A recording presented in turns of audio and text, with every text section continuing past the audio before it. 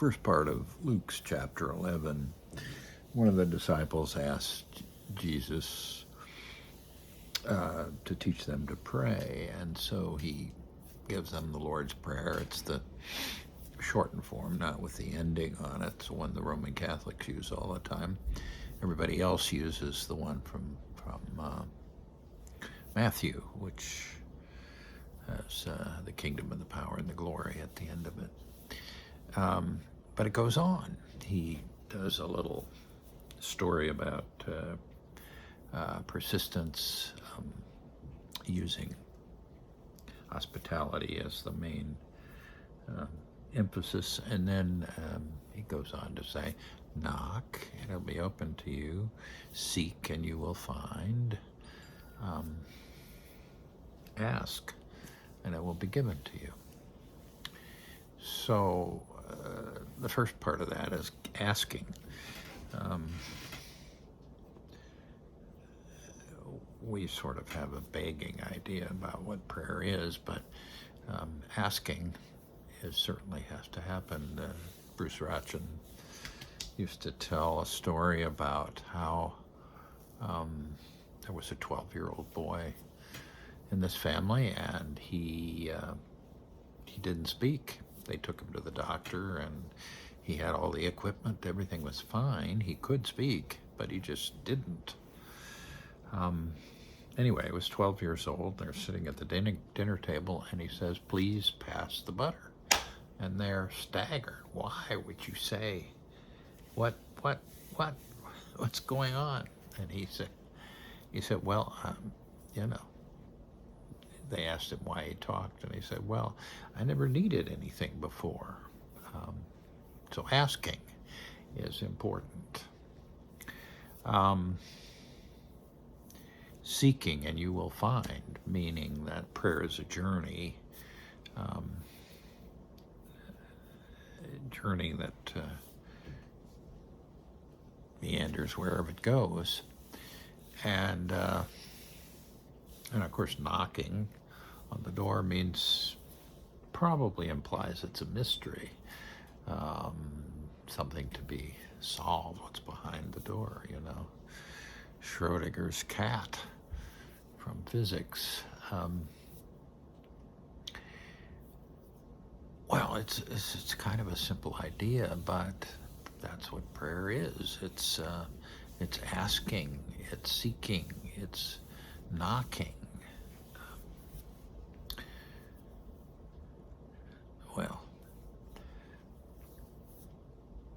And it's persistence, doing it often.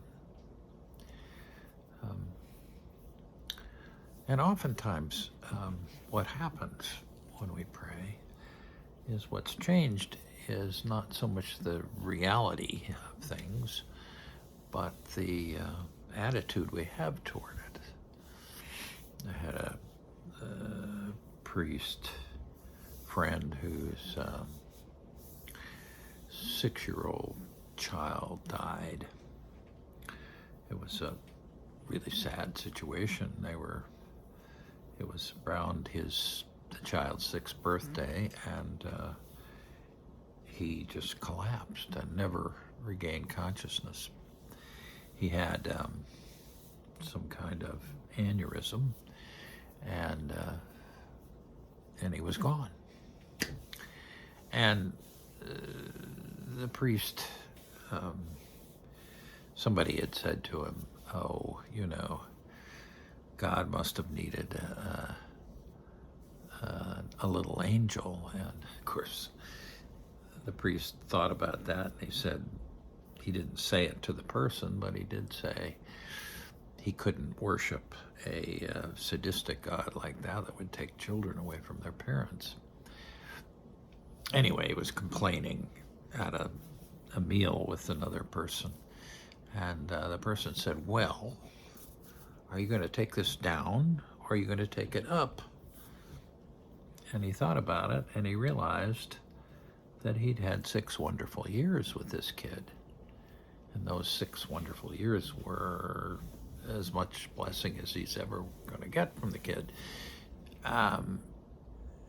And so he appreciated that. He became grateful for the 6 years he had and not regretful about the many years he didn't have. Attitude changed. His prayer was answered, but not exactly in the way he originally thought.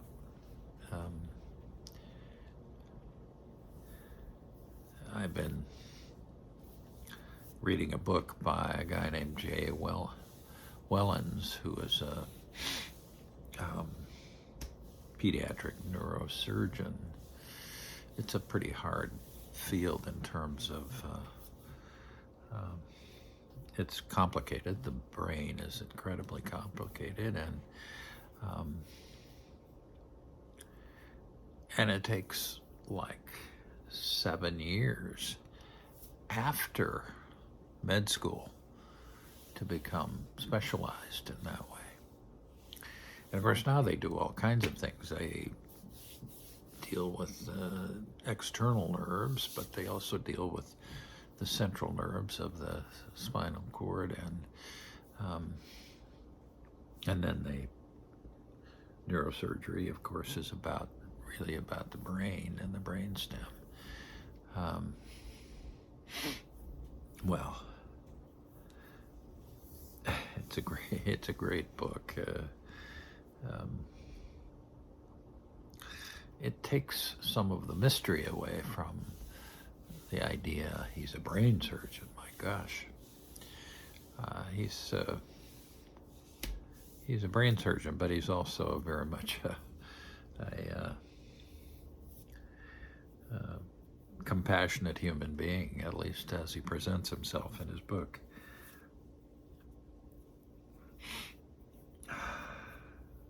But there is an aspect, as I was listening to it, I was thinking about, seek and ye shall find, knock and it shall be opened unto you. There's a kind of prayer to it, which is quite amazing, actually. Well, prayer. Ask. Persist. Seek, and you will find. Knock, and it will be opened unto you. Prayer is a mystery. Prayer is a journey. Prayer is a request. Luke, the 9th chapter.